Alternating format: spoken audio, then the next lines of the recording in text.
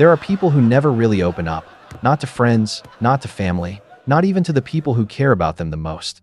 And from the outside, it's easy to assume they're just strong, private, or emotionally reserved. But the truth is often much deeper than that. Their silence isn't always a sign of strength. It's usually a learned response. Somewhere along the way, they realized that opening up didn't lead to understanding, comfort, or change. So instead of expressing what they feel, they hold it in. Not because they have nothing to say, but because they no longer believe it will make a difference. People who don't open up aren't necessarily hiding something. Most of the time, they've simply learned that talking doesn't help. At some point in their lives, they tried to express how they felt, and it didn't lead to support, clarity, or relief.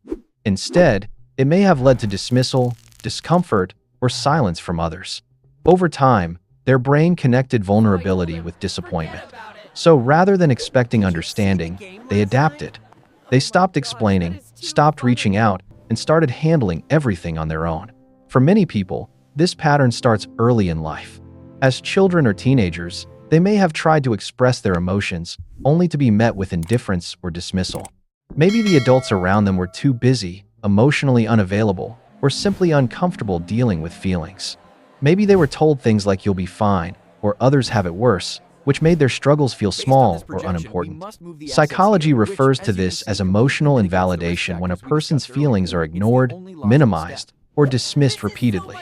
Over time, the brain begins to associate sharing emotions with being unheard or misunderstood. So, instead of thinking, "I should talk about this," they begin to think, "What's the point?" Eventually, silence feels safer and more reliable than hoping someone will truly listen. One of the most common reasons people don't open up is the belief that their feelings are a burden. They worry about being judged, seen as too emotional, too negative, or simply too much.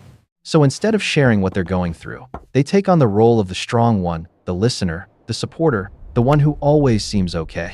They smile when they're hurting, say "I'm fine" when they're not, and push their own needs aside to keep the peace in their relationships. Deep down, they believe that being low maintenance makes them more likable and easier to be around. But this comes at a cost. They end up sacrificing their own emotional needs just to avoid making others uncomfortable, slowly teaching themselves that their feelings don't deserve space. For many people, independence wasn't a choice. It was something they had to develop. At some point, help wasn't available, or relying on others led to disappointment. So they adapted by becoming their own support system. They learned to process everything internally, solve problems on their own, and push through challenges without asking for help. Psychologists often describe this as avoidant coping, dealing with stress by turning inward rather than reaching out. While it can create a sense of control, it also builds emotional isolation over time. Asking for help starts to feel unnatural, uncomfortable, even unsafe. So even when they're overwhelmed, their instinct isn't to reach out, it's to handle it quietly, to organize their thoughts alone, and to keep everything contained within themselves. For some people, silence isn't about hiding, it's about confusion.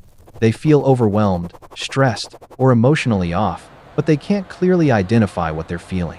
It might be a mix of sadness, anxiety, frustration, or even guilt, all blending together in a way that's hard to explain. When someone asks, "What's wrong?"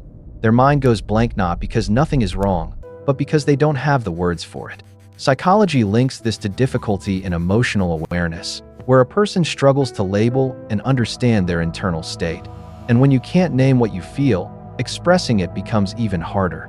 They worry about saying the wrong thing, sounding unclear, or being misunderstood. So instead of trying and risking that discomfort, they choose silence. For many people, it only takes one painful experience to change everything. They opened up at some point in the past, and it didn't go well. Maybe they were judged, dismissed, or told they were overreacting. Maybe their vulnerability was met with silence, discomfort, or even used against them later. These moments leave a lasting impact. Psychology shows that negative emotional experiences strongly shape future behavior, especially when it comes to trust. The brain begins to associate opening up with risk, embarrassment, or emotional pain. So it adapts by avoiding that risk altogether. Silence becomes a form of protection, a way to stay in control and prevent further hurt.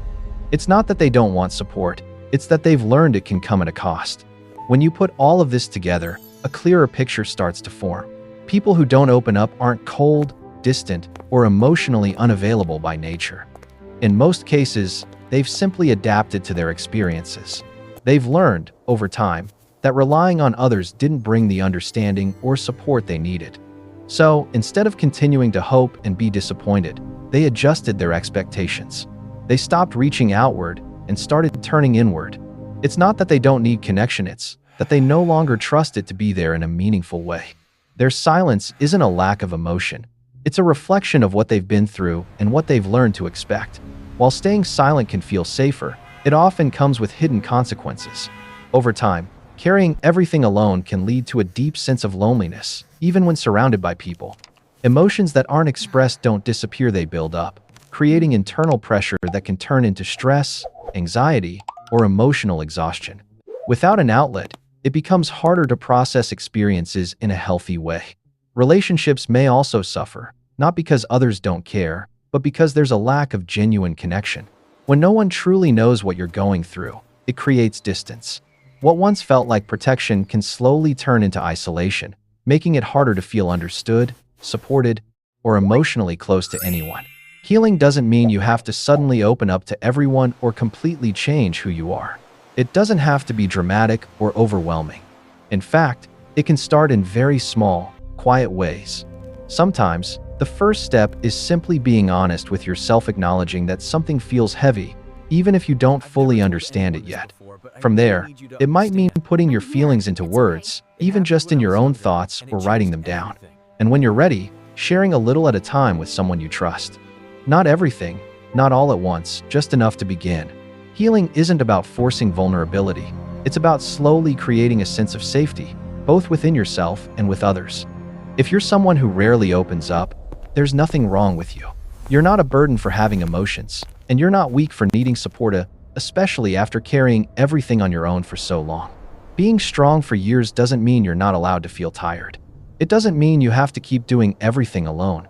You deserve to be heard, understood, and supported, even if that hasn't always been your experience. And if this resonates with you, take a moment to reflect on it. Maybe even share it with someone who might need to hear this too. You're not alone in feeling this way, and you don't have to stay silent forever.